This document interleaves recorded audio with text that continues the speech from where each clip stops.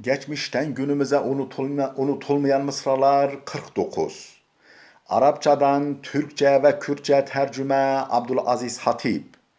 Tekeffele bil erzaqi lil halqi kullihim ve lil vahşi fis sahrai vel huti fil bahri. Allah bütün mahlukatın, çöldeki vahşi hayvanların ve deryadaki balıkların rızkını üstlenmiştir.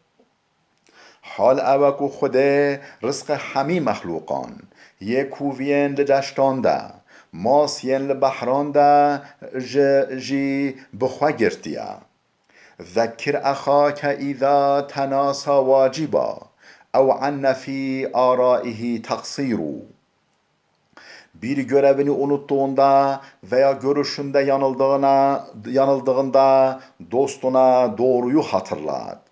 Dema دوستی که تا وظیفه که خوا جبیر کر یانجی ده فکری که خوا دا شامتی راستی بیراوی بینه فالرأي يسطى كالحسام لعارضي يطرى عليه وصقله التذكير çünkü akılda tıpkı kılıç gibi bazı arızalardan dolayı pas tutabilir. Cilası ise hatırlatmadır. Çimki akılcı veke şur carnacı ber arızana zeng digire. Siqala vejی bir anine. العقل زين والسكوت سلامة فإذا نطقت فلا تكن مكثارا Akıl süs, sükut ise selamettir. Dolayısıyla konuştuğunda çok söyleme. Akıl hamle gem peyvinci selametiye. Nahwa damatu peyvi kurt ve bira. ما إن ندمت على سكوتي مرة ولقد ندمت على الكلام مرارا konuşmadığıma bir defa olsun pişman olmadım. Oysa konuştuğuma pişman olduğum çok olmuştur. Jiberne peyvandına xwe careke tenejî puşman nebûme. Lêbelê gelek car heye ku ez ji peyvandina xwe puşman bûyîm. اصبر لدهر النالمینک فهakeza madat الدهور.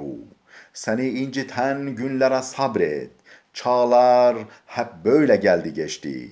Sabreli ser rujen nexweş bike. Devran her wiha hatiye yê wiha biçe. فرح وحزن تارة لا الحزن دام ولا السرور. Gah ferah olur, gah hüzün. Ne üzüntü kalıcıdır, ne de mutluluk. Geh dibe ferahi, geh dibe tangi. Ne xemu, ne keser daimiye u, ne jî keyfxweşî. La ta'cilenne ferubbema acele الفتا فيما يضر. Sakın acele etme. Çünkü acele çoğu kez zarar getirir. نبکو تو لزوکیه بکی چمکی لزوکی بگشتی خسارت الدینه ولربما کروه الفتا امرا عواقبه تسر. Bazen kişi bir şeyden hoşlanmaz, oysa sonu mutluluktur. Carına mruf jitişteki haznake, hal evku daviya ve şadiye. أخلاء هذا الدهر هش وجوههم وفي القلب من نار النفاق aziz. Zamana dostları yüzüne gülseler de kalpleri ikiyüzlülük ateşiyle kaynamaktadır.